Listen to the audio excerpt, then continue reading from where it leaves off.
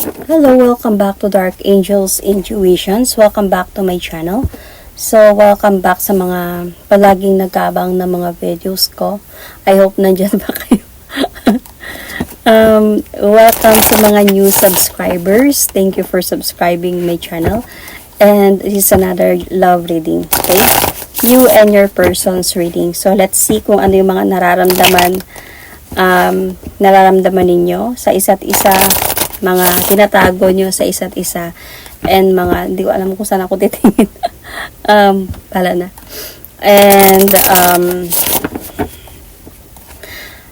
And yung, tignan natin kung anong lalabas sa reading, okay? Intentions, plans, and gusto niyo sabihin sa isa't isa. So, titignan muna natin. I'm going to pull an oracle card for your situation and your person's situation. So, hindi to para sa lahat. Takes what resonates and leave the rest. Okay, this is a timeless reading. So, kung kailan ninyo ito mapanood, if naka-resonate kayo, then this might be for you. So, let's start. Your part and your person part. Tingnan natin yung situation mo. Celebration, gift, abundance. So, okay, let's see. Your person's part. Situation, fulfillment, and wish. Maganda mga nangyayari sa inyo ngayon. Maganda yung mga nangyayari sa inyo. So, baka naka-move on na kayo pareho dalawa. Let's see sa tarot reading. What is really happening sa inyong dalawa? Kasi dito sa part mo is parang you are celebrating your abundance and your life. So, parang this is a wish fulfillment or something. Same din sa person mo. Wish fulfillment. May wish fulfillment sa buhay niya. So, what is really happening sa inyong dalawa ngayon?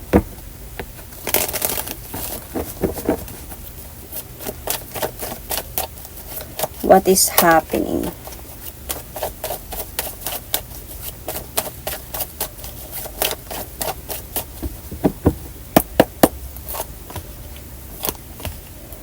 Okay.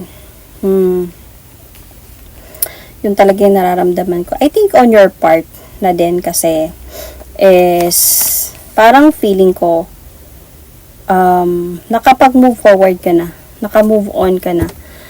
You are rebuilding yourself right now. Parang yun nga, nagpo-focus ka ngayon sa goal mo sa buhay, abundance, and finances and career. Could be you are celebrating your success in your life right now. So, kasi andito yung Empress and Nine of Pentacles. So, you are really like moving forward na. Chasing your dreams, chasing your goals. And I think that your person also is right now parang bumabalik siya. Feeling ko he's offering you a new beginning and second chance with you. Naglakas loob to siya na mag-offer sa'yo ng new beginning. Siguro bakit wish fulfillment? Kasi binigyan mo siya ng chance. Or sabihin natin na nagkaroon, parang nagpapahiwatig ka na pwedeng patawarin kita, pwedeng pagbigyan kita. So, may pinagkakaroon kayo ngayon ng communication, pag-ayos, dahan-dahan. Kaya parang wish fulfillment yun sa kanya. So, ano ba yung nararamdaman niya para sa'yo?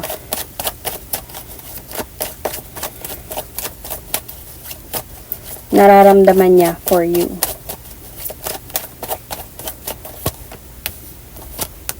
Plan. Hindi siya nakakatulog sa gabi kasi thinking about you.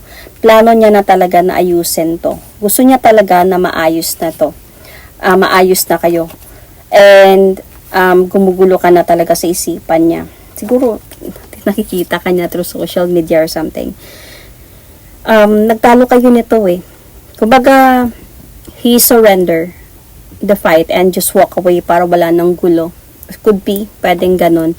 And, pero yung pagmamahal niya sa'yo, hindi naman nawala. Kung mag-asawa man kayo nito, para sa kanya, ikaw pa din yung asawa niya. So, nagalit ka siguro sa kanya. And, this is a wish fulfillment sa kanya na siguro ilang araw niya na siguro to or buwan ba na laging iniisip kung paano kanya kausapin, paano mo siya tanggapin, or paano mo siya patawarin. And pinagpaplanuhan niya talaga kung paano kabalikan. However, nung time na ginawa niya to, is parang nag-show ka sa kanya ng parang, yeah, there is a chance. Baka maayos pa natin to. Tingnan natin anong pwede mga ganong mga bagay. So, kaya wish fulfillment to para sa kanya. So, ano yung nararamdaman mo sa person mo? Nararamdaman mo para sa kanya.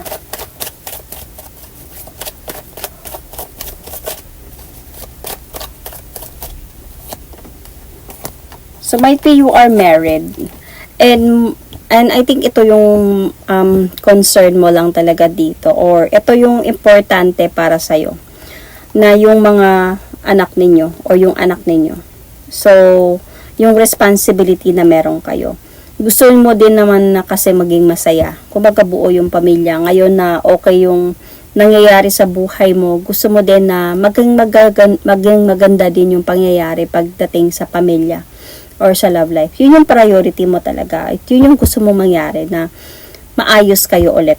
Then, kapag kumbaga, you healed, you move forward in a way, but then, parang as a point na nung nag-healed ka na, meron ng acceptance and forgiveness.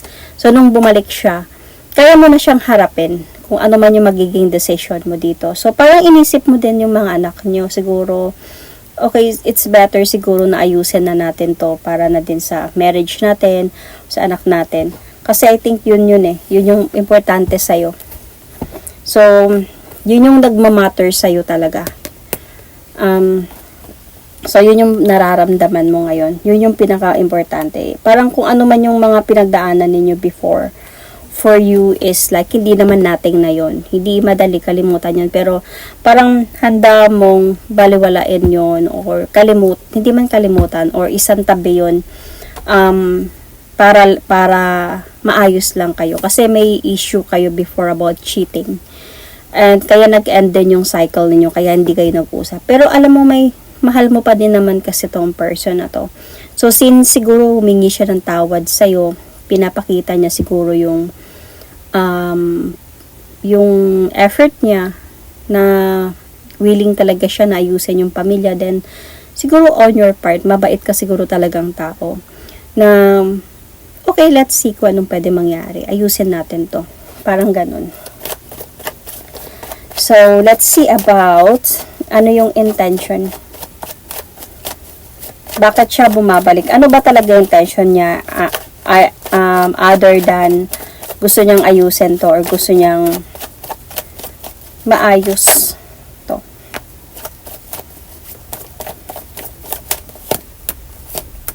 Kasi malay mo, 'di ba? Ngayon nag-success ka, yun lang din yung habol niya.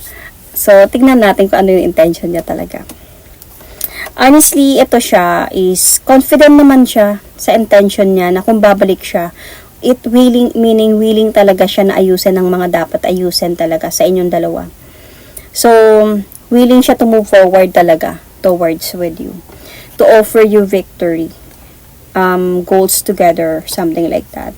So, honestly, hindi madali din tong decision sa kanya.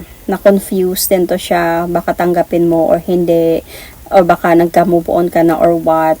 And, pero sa kanya, intention niya talaga is yung parang ayusin talaga niya tong pagsasamang ito. Mag-o-offer siya ng second chance na tuldukan niya na yung mga, kung ano man yung mga nasira sa, ayusin niya na yung mga nasira sa pagsasama ninyo. Kaya nga dito this is really a wish fulfillment sa kanya na pinatawad mo siya or dahan-dahan mo siyang pinapatawad or nagpapakita ng parang pinapatawad mo na siya. So, let's see. On your part, ano yung intention mo? Bakit parang okay sa'yo na tanggapin siya ulit other than gusto mong mabuo yung pamilya mo? Ano pa yung other intention mo dito sa pagbabalik ng person na to at pagtatanggap sa kanya could be?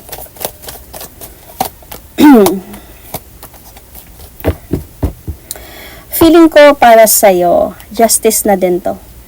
Parang ngayon na bumabalik siya sa'yo, parang sa mga pain na binigay niya sa'yo before, nung time na umalis siya, nung time na niloko ka niya, is parang sa'yo, ito yung parang alam mo na pambabalik ka din sa akin one day. And nangyari nga talaga to. Kaya para sa'yo parang justice na din to sa'yo na bumalik din siya sa'yo mismo. Napatunayan mo sa sarili mo na bumalik talaga siya sa'yo at nag-sorry siya sa mga kasalanan na ginawa niya. So, nasaktan ka kasi talaga before.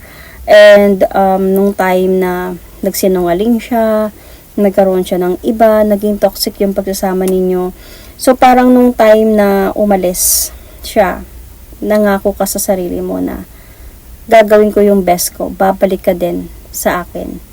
One day, pagsisihan mo din to at magsusorry ka at babalik ka para ayusin ng lahat. Nangyari.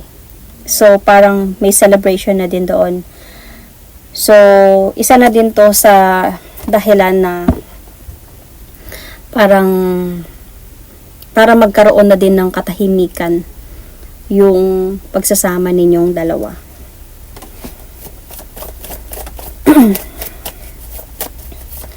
So, let's see. May tinatago. Okay. May tinatago pa ba siya sa'yo? Or may nililihim pa ba yung person mo sa'yo?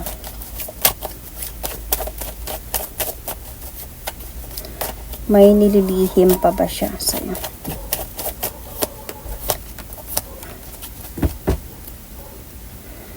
Okay. So, kung nagkaroon man siya dati, kasi diba sabi ko, possible yung issue ninyo before is cheating.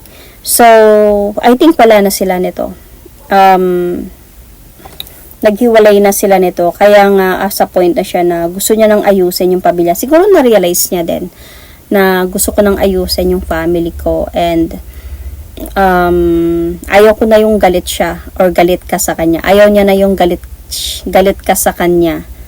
And ayaw niya na yung habang buhay mawawasak na lang kayo. So parang andun din siya sa part na tinapos niya na yung mga dapat tapusin. And I don't know, might be hindi mo pa to alam. Kasi di ba hindi kayo nag-uusap hanggang sa naka-move on ka. So kasi this time gusto niya na talaga na mag-focus to offer your new beginning. And umalis na siya doon emotionally. Naglakas loob talaga siya na gawin yun.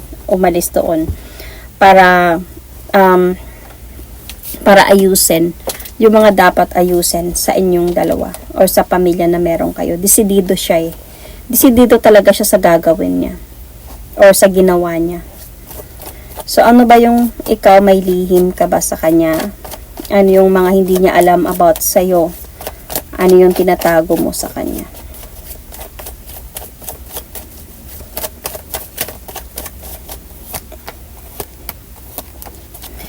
Wala naman. Loyal ka naman.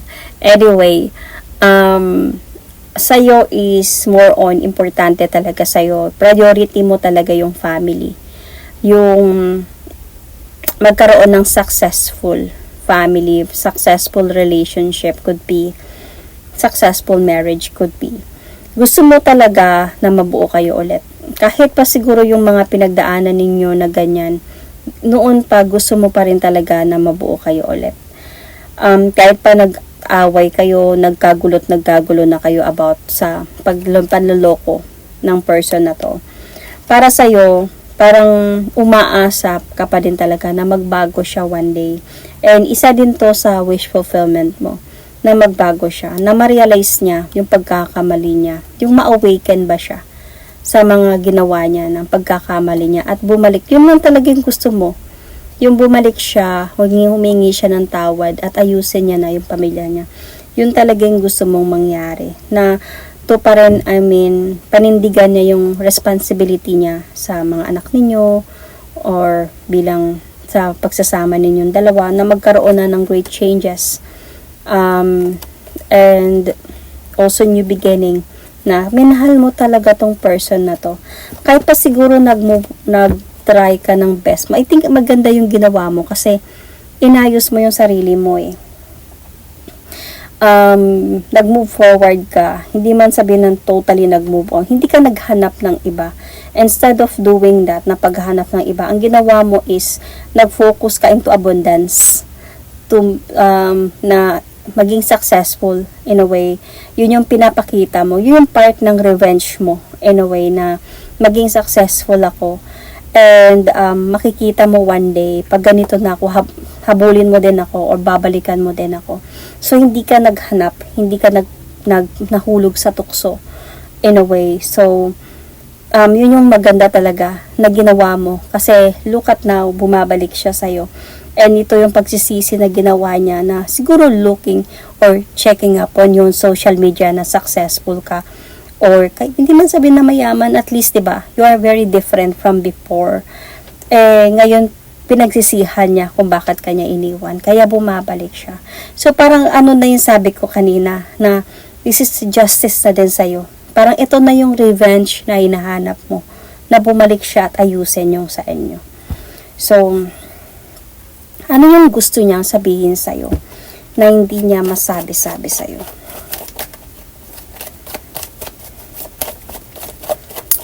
Gusto niyang sabihin sa'yo, na hindi niya masabi-sabi sa'yo.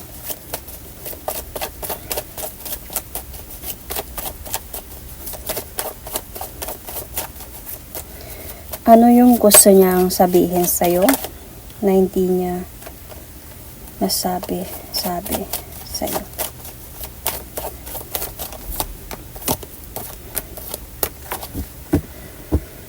Nalungkot ako nung time na naghiwalay tayong dalawa. I am sorry na akala ko noon hindi na ako masaya sa marriage natin dalawa. I'm sorry na dumating sa point na naramdaman ko yon. Pero bumabalik ako ngayon. This is really a wish fulfillment sa akin na nararamdaman kong tatanggapin mo ako ulit sa buhay mo or sa buhay ninyo.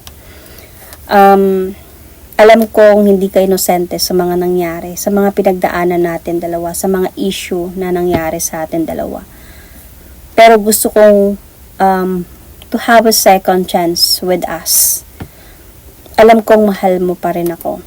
Alam kong hindi mawawala yun. And I will really going to take that leap of faith. Bahala na kung ano mangyari. Babalik ako and gagampanin ko yung responsibility ko as a husband and a father sa mga anak natin, because I am really willing to have great changes in my life with you, to offer you new beginning, and to pa rin natin yung mga plano na hindi natin natupad before. So, ang bigat kasi nung time na wala ka. Naging emotional na naman ako. Ang bigat kasi nung time na wala ka. Hirap na hirap ako. And feeling ko I was being judged by many. Might be by his family or you, or I think you, hindi naman siguro sa'yo kasi I can see your kindness eh. So might be by the family or by many people about what I did. So, naglakas loob talaga ako na kausapin ka. Pinagsisihan ko lahat ng ginawa ko sa'yo. Sobra. Kaya bumabalik ako ngayon to show you that mahal kita.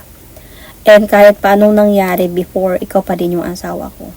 And mahal pa rin kita. Kaya gagawin ko yung best ko na ayusin ang lahat ng to. Naiyak ako.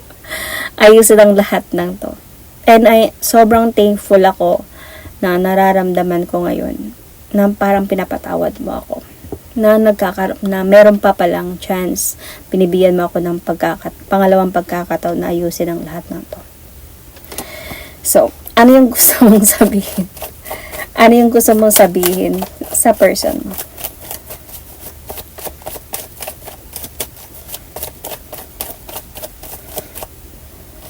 Remember, pwede itong vice versa ha. Ano yung gusto mong sabihin sa person na to?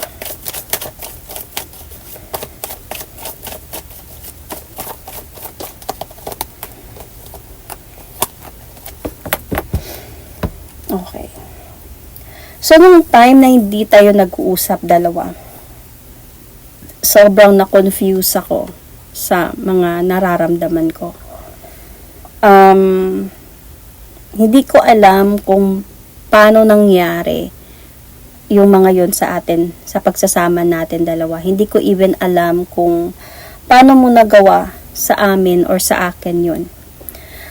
Nag-try talaga ako na mag-focus sa trabaho ko, sa career ko, or kung may business ka, sa business ko. And luckily, na parang na-bless naman ako ng gift ni universe, ni God, ng abundance. So, I am celebrating my abundance right now, and doon ako mostly nagfo-focus eh. Pero, alam mo ba na iniisip ko pa din yung mga pangako mo noon na hindi mo natupad. Na akala ko, tutuparin mo, pero hindi mo natupad. Nung time na hindi tayo nag-uusap, alam mo, naramdaman ko na talaga yung emptiness. Kaya nag-move on ako. Nag-try ako na mag-move forward, not moving on. Moving forward. Nag-try ako na mag-move forward, kahit namimiss kita, kahit naalala kita, kahit gusto kong nandito ka, through my success, habang pinabless ako ni God. Gusto ko sana kasama kita, na to support me, to be there for me, to be happy for me. But wala ka. I was so disappointed. And parang dumating sa point na minsan naisip ko din na kung babalik ka, siguro hindi na kita tatanggapin kasi okay naman na ako nang wala ka. Pero hindi ko magagawa yun kasi mahal pa rin kita eh. Parang nag-hold on pa din ako sa pagmamahalan natin dalawa. Very emotional tong reading na to. And it's really hard. Sobrang dami kong sacrifices alone na wala ka na. I was hoping na nandun ka. But right now na bumabalik ka, honestly hindi ako sure eh. Hindi ako sure about entrusting you again. But parang confident din ako na patawarin ka. Dahil tatay ka ng mga anak ko and asawa kita. Mag-asawa pa din tayong dalawa. So, I am hoping for a new beginning this time. So, ano yung pwedeng mangyari? Ano yung pwedeng possible na mangyari sa pagsasama sa relation, sa sitwasyon na to? Possible outcome could be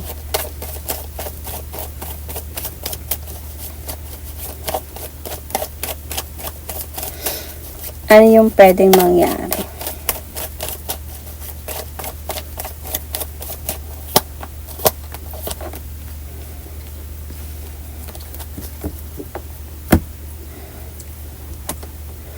Kakabalikan pa din kayo. Maayos pa din kayo nito ulit. So, hindi mawawala yung pagmamahalan ninyo. So, there is a possibility na nangyari tong pagsubok na to sa inyo. Siguro to learn from your lessons individually.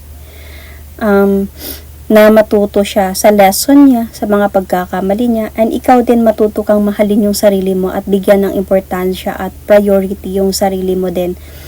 Na kung hindi ito nangyari, okay, itong mga pagsubok na to, kung hindi ito nangyari, siguro hindi mo maiisip na mag-focus sa career mo at sa tagumpay ng buhay mo, magpatuloy sa tagumpay. Dahil syempre pag kayo dalawa, more on siguro mas ipaprioritize mo yung family eh. Ipaprioritize mo siya, sila, And siguro okay na ako siguro maging housewife. Mas importante sa akin na alagaan ko yung pamilya ko. So, kung hindi nangyari tong pagsubok na to, hindi mo na bibigyan ng importansya yung sarili mo na may talent ka din, meron ka din pwedeng ipagmalaki sa sarili mo, na pwede ka din magtagumpay, even na ikaw lang, in a way, sa sarili mo mismo, nang hindi kailangan ng support from him. Hindi kailangan na, nandyan siya. So, kahit ikaw lang. So, parang may lessons na na-learn ka from this pagsubok, from these trials na binigay sa inyo ng universe. So, parang ito yung dahilan kung bakit kayo naghiwalay. Bakit kayo naghiwalay. And might be, bakit kayo nagkabalikan, because you are really meant to be. You learn from your lessons, and parang binigyan kayo ng blessing, gift, wish fulfillment ng universe na deserve nyong magkabalikan ulit because you learn from your lessons, both of you. So, there is really a new beginning na mangyayari. May progress sa tong pagsasama ninyong dalawa.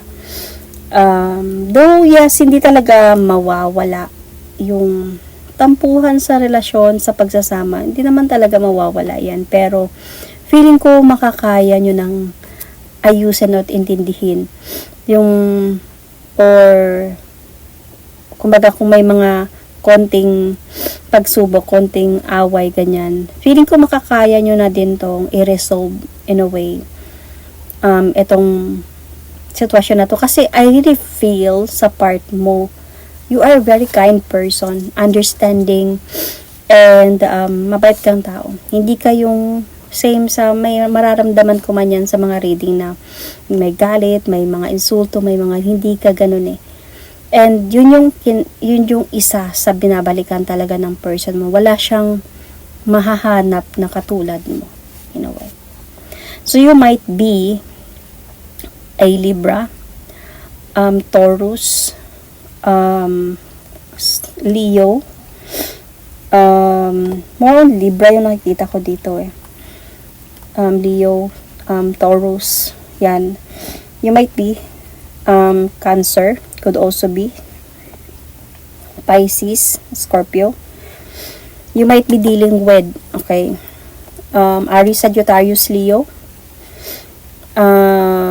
Scorpio, Gemini, Libra, Aquarius, Cancer, Aries, Gemini, Sagittarius, Sun, Moon, Rising, Venus, or Taurus. So that is my reading for you. Thank you and God bless.